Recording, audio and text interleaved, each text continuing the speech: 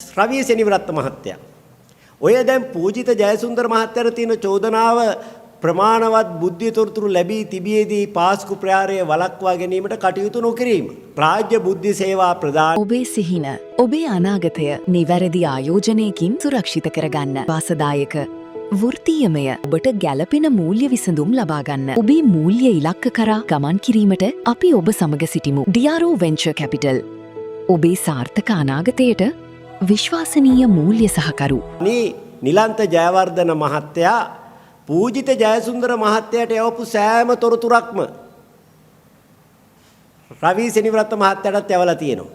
හැබැයි පූජිත ජයසුන්දර මහත්තයාට මරණ දඬුවම ලැබුණත් ඔහු Tamanට ලැබිච්ච තොරතුර ජ්‍යෙෂ්ඨ නියෝජ්‍ය පොලිස්පතිවරුන්ට යොමු කරලා තියෙනවා. හැබැයි රවී සෙනවිරත්න මහත්තයා Tamanට ලැබුණු තොරතුරු දින 13ක් පුරාවට පාස්කු ප්‍රහාරයේ සිදුවන තුරුම කාටවත් නොදී ලාච්චුවක් අස්සේ දාගෙන ඉඳලා තියෙනවා. එහෙනම් පූජිත ජයසුන්දර මහත්තයාට වඩා රවී සෙනවිරත්න මහත්තයාගේ නොසලකිල්ල හෝ චේතනාන්විතව රාජකාරී පැහැර ඇරීම බරපතලයි.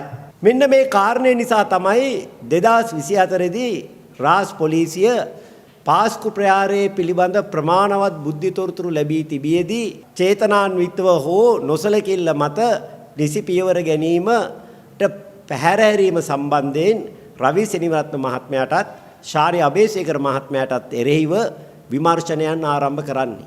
මේ විමර්ශනයේ බාරව ඉන්නේ ප්‍රධාන පොලිස් පරීක්ෂක ඉන්දුකොද සිල්වා මහත්මයා. හැබැයි මාලිමා ආණ්ඩුව බලයටපත් වුණු වහාම කරපු වැඩක් තමයි ඉන්දුකොද සිල්වා මහත්මයාව වහාම රහස් පොලිසියෙන් පොලිස් මූලස්ථානයට මාරු කරලා අර විමර්ශන කඩාකප්පල් කිරීම. 2026 දැන් ඊට පස්සේ මොකද වෙන්නේ? රාජ් පොලිසිය අධ්‍යක්ෂක ධූරයටපත් වෙනවා මේ විමර්ශනයේ එක සැකකරුවෙක් වෙන ශානි අබේසේකර මහත්තයා, අනිත් සැකකරුවා වෙන රවී සෙනවිරත්න මහත්තයා පොලිසියේ බාර අමාත්‍යාංශ ලේකම් වෙනවා.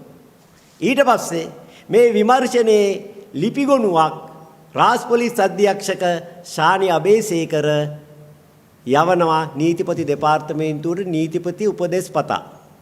කවුරු ගැනද උපදෙස් පතන්නේ? සැකකාර ශානි අබේසේකර පිළිබඳ නීතිපති උපදෙස් පතනවා රහස් පොලිස් අධ්‍යක්ෂක ශානි අබේසේකර.